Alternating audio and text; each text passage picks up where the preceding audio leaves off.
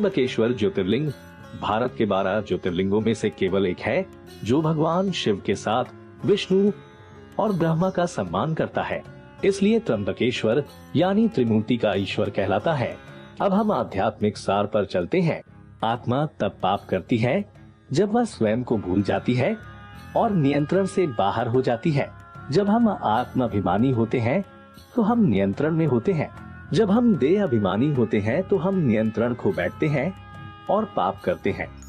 शिव जो निराकार हैं, स्वयं आकर मनुष्य को, आत्माओं को दुखों से छुड़ाते हैं, काल के पंजे से छुड़ाते हैं। इसलिए उनको महाकाल, महाकालेश्वर भी कहा जाता है। शंकर महादेव के भी रचयिता है निराकार परमात्मा, तीनों देवों के रचने वाले हैं। तो महादेव जी और शिव दोनों अलग अलग हो गए, एक रचने वाला, दूसरा उसकी रचना। शिव से निकलने वाली गंगा और कुछ नहीं बल्कि परमात्म ज्ञान का प्रवाह है। इस ज्ञान को समझना और परमात्मा का स्मरण करना ही पापों को धोने की विधि है। और परमात्मा त्रिदेवों के स्वामी है।